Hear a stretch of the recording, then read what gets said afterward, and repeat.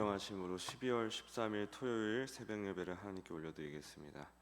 전능하사 천지를 만드신 하나님 아버지를 내가 믿사오며 그 외아들 우리 주 예수 그리스도를 믿사오니 이는 성령으로 잉태하사 동정녀 마리아에게 나시고 본디오 빌라도에게 고난을 받으사 십자가에 못 박혀 죽으시고 장사한 지 사흘 만에 죽은 자 가운데서 다시 살아나시며 하늘에 오르사 전능하신 하나님 우편에 앉아 계시다가 저리로서 산자와 죽은 자를 심판하러 오시리라.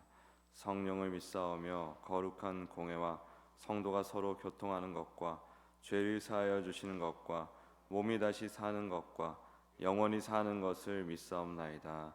아멘. 찬송가 449장 올려드리겠습니다. 449장입니다.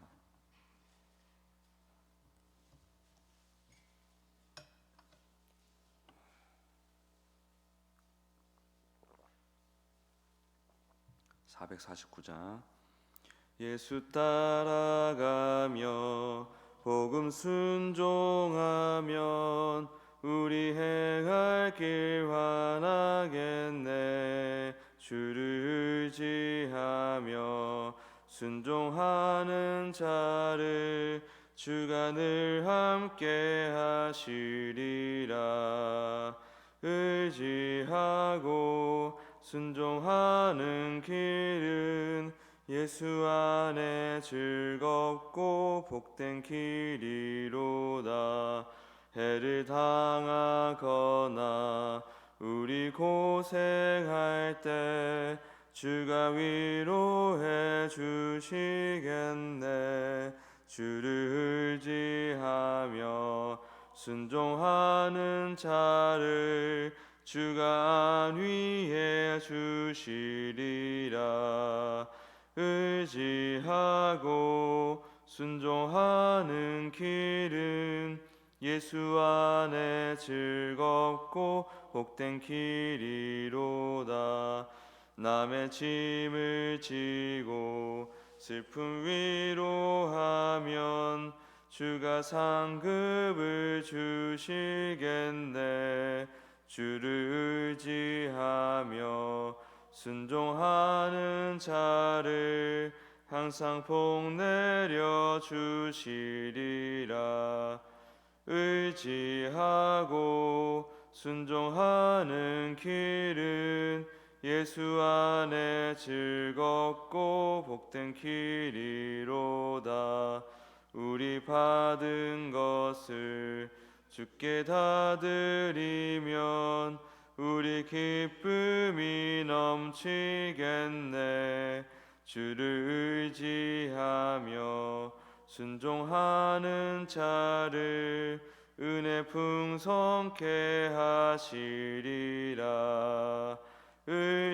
의지하고 순종하는 길은 예수 안에 즐겁고 복된 길이로다. 주를 힘입어서 말씀 잘 배우고 주를 모시고 살아가세. 주를 의지하며 항상 순종하면 주가 사랑해 주시리라. 의지하고 순종하는 길은 예수 안에 즐겁고 복된 길이로다. 아멘. 이 시간 기도하실 때 돌아온 주일에 사역회 총회가 있습니다. 각 사역회마다 회장과 임원을 잘 세울 수 있도록 기도해 주시기 바랍니다. 또 돌아온 주일 유초동부 행축 초청 주일이 있는데 많은 친구들 와서 예배드리고 또 정착까지 잘 할 수 있도록 우리 이 두 가지를 놓고서 주여 한번 부르고 기도드리겠습니다. 주여. 주님, 주님 감사합니다. 우리 사역회 총회, 우리 모든 사역회가 하나님의 은혜로 주님 날로 발전하고 성장하고 성숙하기 원합니다. 또한 그 안에 기쁨과 행복이 있기 원합니다. 주님, 이를 위하여 사역회 회장과 임원들을 선출합니다. 원망과 시비 없이 하나님의 은혜 가운데 잘 선출할 수 있도록 도와주시옵고, 아버지 하나님, 이것은 하나님께서 세우신 자리니 아버지 모두가 잘 순종하며 하나님의 말씀에, 하나님의 음성에 귀 기울이며 더 나은 더 좋은 사역회가 되기 위해 함께 힘쓰는 우리 모두가 될 수 있도록 축복해 주시옵소서. 그리고 유초등부 초청주일이 있습니다. 주님 은혜를 주시옵소서. 열심히 준비하고 있습니다. 아이들이 많이 와서 또 많이 정착하기 원합니다. 이를 위해서 우리 교육자를 비롯해서 열심히 기도하면서 계속해서 준비할 수 있도록 도와주시옵소서. 아이들이 많이 정착하기 원합니다. 특별히 아이들뿐만 아니라 아이들 부모들도, 새로운 부모들도 우리가 만나기 원합니다. 은혜를 주시옵소서. 인도해 주시옵소서. 하나님, 사역회 총회 가운데 함께하사 원망과 시비 없이 회장과 임원이 선출되어 각 사역회가 주 앞에서 늘 부응할 수 있도록 도와주십시오. 유초등부 초청주일 가운데 함께하여 주셔서 우리 초청된 아이들 많이 오게 도와주시옵고 또 잘 정착할 수 있도록 인도해 주시옵소서. 드리는 예물 가운데 함께하사 하나님의 은혜로 늘 승리할 수 있도록 축복해 주시옵소서. 감사드리며 예수님의 이름으로 기도드립니다. 아멘. 오늘 하는 말씀은 창세기 26장 1절에서 11절 말씀입니다. 창세기 26장 1절에서 11절 말씀입니다.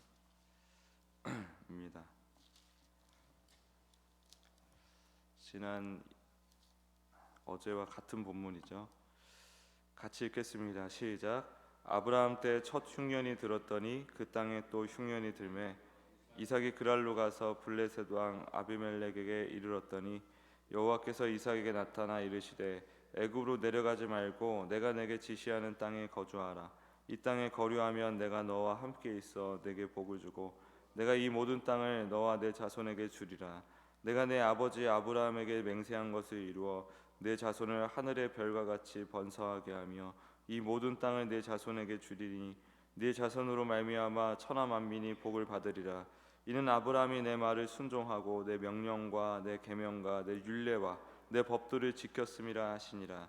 이삭이 그랄에 거주하였더니 그곳 사람들이 그의 아내에 대하여 물으매 그가 말하기를 그는 내 누이라 하였으니 리브가는 보기에 아리따움으로 그곳 백성이 리브가로 말미암아 자기를 죽일까 하여 그는 내 아내라 하기를 두려워함이었더라. 이삭이 거기 오래 거주하였더니 이삭이 그 아내 리브가를 꾀하는 것을 블레셋 왕 아비멜렉이 창으로 내다본지라. 이에 아비멜렉이 이삭을 불러 이르되 그가 분명히 내 아내거늘 어찌 내 누이라 하였느냐. 이삭이 그에게 대답하되 내 생각에 그로 말미암아 내가 죽게 될까 두려워하였음이로라. 아비멜렉이 이르되 네가 어찌 우리에게 이렇게 행하였느냐. 백성 중 하나가 내 아내와 동침하여 뻔하였도다. 내가 죄를 우리에게 입혔으리라. 아비멜렉이 이에 모든 백성에게 명하여 이르되 이 사람이나 그의 아내를 범하는 자는 죽이리라 하였더라. 아멘. 오늘 이 말씀을 가지고 무너져야 온전해지는 축복, 무너져야 온전해지는 축복이란 제목으로 말씀 증거하겠습니다. 어제 살펴봤듯이 이삭이 아브라함과 똑같은 상황 가운데서 똑같은 또 선택을 하죠. 아브라함도 애굽으로 가려다가 애굽으로, 그때 당시 애굽이 그렇게 먹을 게 많은 나라였나 보죠. 아브라함도 기근이 드니까, 가나안에 기근이 드니까 저기 애굽으로 내려가려고 그랬고, 이삭도 그렇게 하려고 했던 것 같습니다. 그랬더니 하나님께서 거기 가지 말고 그냥 그랄 땅에 머물러라 라고 말씀을 하시죠. 그리고 나서 또 그 그랄 땅에서 아버지가 했던 것처럼, 아브라함이 했던 것처럼 똑같이 아내를 누이라고 속이고 자기 목숨을 보존하기 위해서 또 결국에는 자칫 아내를 또 아버지처럼 팔아 넘길 뻔한 그런 상황이 벌어졌죠. 근데 참 아이러니하게도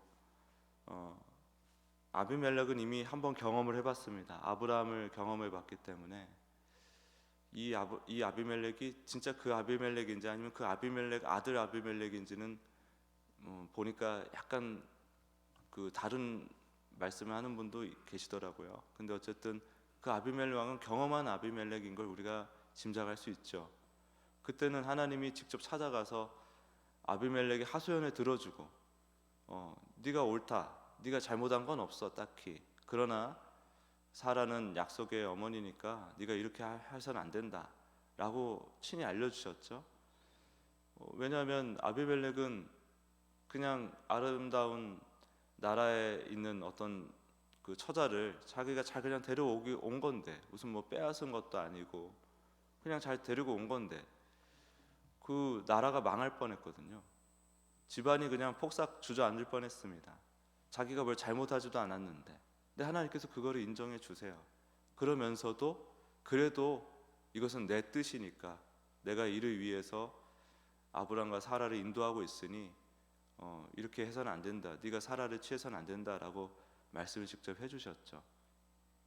그 아비멜렉이 과오를 저지르기 전에, 이삭이 똑같은 과오를 저지르기 전에 이삭에게 오히려 얘기를 해주는 겁니다. 하나님이 뭐 딱히 이 당시에는 아비멜렉에 뭐 추가로 찾아가서 말씀하신다거나 그런 건 없는데 이미 경험치가 있고 그 안에서 아비멜렉은 성장한 거예요. 근데 이삭은 따지고 보면 무려 75년을, 아버지가 아브라함이 죽을 때까지 거의 75년을 아브라함으로부터 많은 것을 듣고 보고 했을 터인데 똑같이 그 생존의 두려움 앞에서 똑같은 모습을 보이더라는 거죠. 연약한 모습을 보이더라는 거죠. 그러니까 하나님께서는 집요하게 자녀를 가르치시는 그 모습을 우리가 볼 수가 있는 것입니다. 이렇게 연약하고 반복적으로 그 죄를 저지르고 그 어리석음과 연약함을 계속 그 내놓는 하나님의 자녀를 하나님은 끝까지 가르치시는데, 심지어 아비멜렉도 동원해서 이삭을 가르치시는 거예요. 자녀를 가르치시는 거예요. 이 상황이 어쨌든 이 상황의 그 기반 그 배경에는 흉년이 있습니다. 큰 흉년. 이 흉년이 굉장히 중요한 의미입니다. 왜 흉년이 우리 인생 가운데 있을까? 우리 삶에 큰 흉년이 올 때가 있죠. 이해할 수도 없고, 때로는 그냥 작은 흉년 정도가 아니라 큰 흉년, 도무지 어떻게 할 수가 없는, 통제할 수가 없는 그런 흉년이 우리 인생에 불어올 때가 있습니다. 어제까지 당연하던 것이 오늘은 이유 없이 막 사라지고 없어지고, 누리던 것들을 못 누리고, 또 확실한 이것만큼은 나에게 너무 자연스럽고 확실한 어떤 일상들이 있는데 그것이 모래성처럼 무너져 내리는 그런 흉년 말입니다. 그 흉년은 불청객처럼 찾아오는데 그거를 우리 인간은 어찌 할 방법이 없어요. 그래서 무력감을 느끼고 슬픔을 느끼고 분노를 느끼고 우울해하는데, 크게 보니 지나놓고 보니 하나님께서 그러한 것들을, 그러한 불청객처럼 찾아오는 흉년을 하나님은 늘 허투루 쓰지 않으세요. 이삭의 흉년도 그렇게 왔습니다. 아버지 아브라함이 겪었던 그 흉년, 그리고 그 흉년 가운데 이삭은 똑같이 그 두려워하면서 잘못을 반복을 하고, 우리 인간이 가장 흔히 빠지는 흔해 빠진 패턴이에요. 죄의 패턴. 두려움이 우린 밀려올 때 본능적으로 우리는 그 본능이 이제 딱 그 주도권을 쥐는 것이죠. 어떻게든 살아남아야지, 내가 어떻게든 이걸 한번 헤쳐나가야지. 그게 뭐 잘못되고 잘되고, 뭐 잘하고 잘못되고 이런 문제가 아니라 어쩔 수가 없는 거예요. 우리 인간으로서는 정말 위기가 찾아왔는데 갑자기 눈이 팍 뜨면서 그 눈이 이렇게 희번덕 하면서 나도 모르게 막 취하는 행동들 있지 않습니까?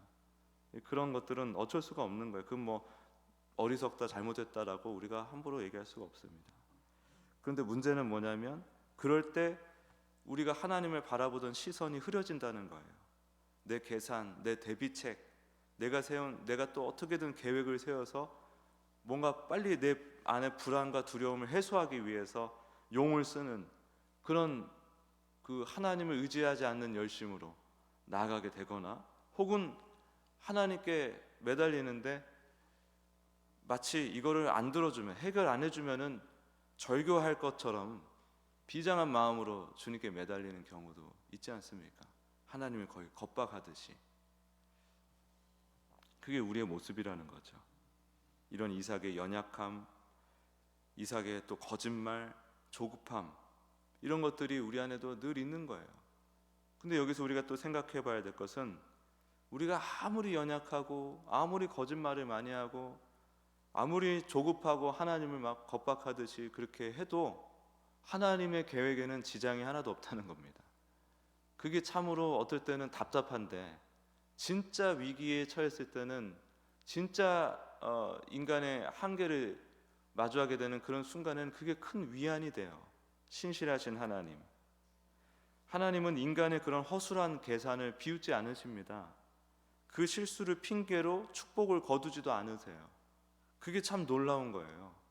우리는 엉망진창이고 하나님을 심지어 대적하기까지 하는 사람들인데, 그게 한두 번이 아니죠. 시시때때로 그렇습니다.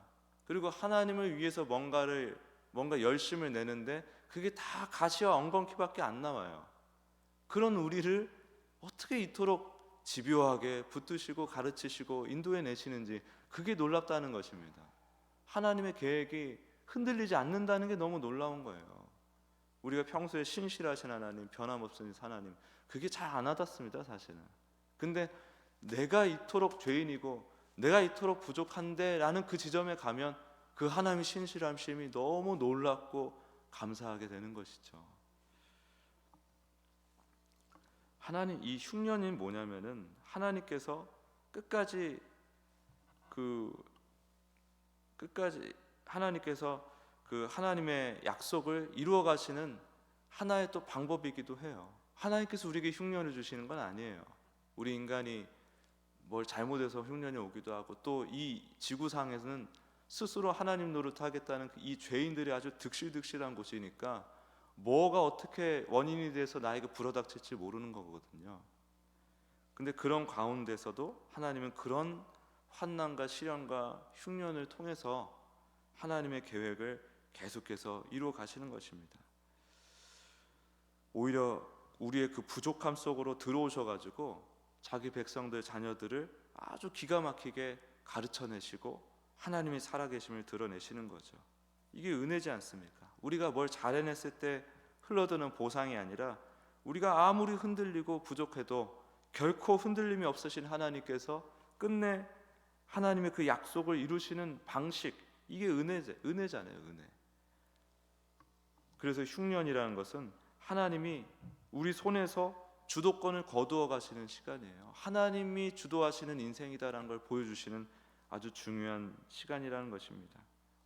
근데 문제는 또 우리가 내 인생을 주도권을 쥐려고 하는 그 죄가 아주 은밀하고 끈질기게 우리 일상을 지배한다는 것입니다.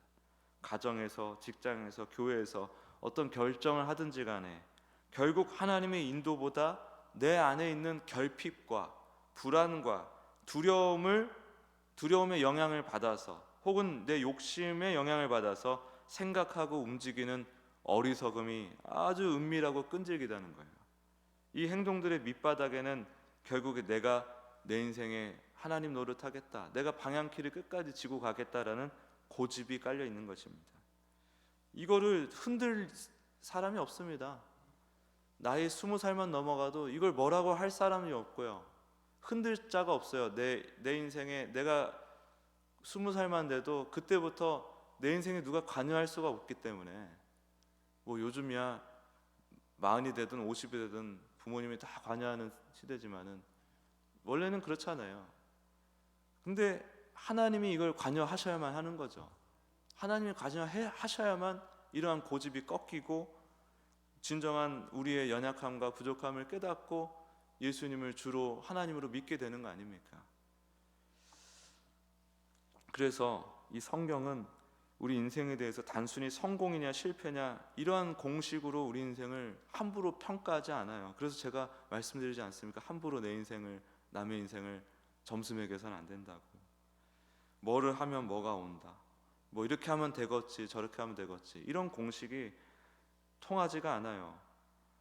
왜냐하면 모든 우리 인생에 일어나는 만남과 사건은 하나님께서 우리를 만들어 가시는 과정이기 때문에 그것을 누가 함부로 평가해서는 안 됩니다. 내 자신의 인생조차도 함부로 그거는 70점짜리여서 50점짜리였어 이런 판단이 있어서는 안 되는 것입니다. 이 무너지는 것이 진짜 하나님의 큰 은혜라는 것을 꼭 기억하시길 바랍니다. 하나님의 우리를 이끄시는 하나님의 손길, 변함없으신 하나님의 손길, 그 하나님의 손길을 역설적이게도 가장 강렬하게 만날 수 있는 순간이 내가 무너지는 그 순간이거든요. 그리고 또 우리는 예수님을 잊지 않습니까? 주님을 신뢰할 수 있는 이유, 예수님. 우리는 무너져도 괜찮아요. 부활하신 예수님이 계시기 때문에 무너져도 안 죽어요. 그냥 무너질 뿐이지. 그게 얼마나 놀라운 은혜입니까? 그냥 잠깐 넘어져도 아주 엎드러지거나 박살이 나지 않는다니까요. 그렇게 느끼는 건 우리의 본성적인 두려움일 뿐이지, 하나님께서는, 예수님께서는 우리를 이미 붙들고 계시기 때문에 그 흉년 속에서도, 그 흉년 때문에 혹은 흉년 속에서 흔들리는 자신을 보고서 낙심하거나 실망할 이유가 없는 것입니다. 그래서 흔들림 속에서 더욱 선명하게 일하시는 하나님을 생각하면서 더욱 온전해지는 축복을 누리고 있음을 기억하면서 오히려 온전케 해주십시오. 이 무너짐이 헛되이 지나가지 않게, 이 무너짐을 아주 면밀하게 세밀하게 사용하셔서 저를 하나님께 더욱 가까운 자로 만들어 주십시오라고 더욱 적극적으로 그 은혜를 구하고 누리는 모두가 되시길 예수님의 이름으로 축복합니다. 기도하겠습니다. 하나님, 무너져야 온전해지는 축복은 주님의 자녀가 아니고서는 사실 이해하기가 어렵습니다.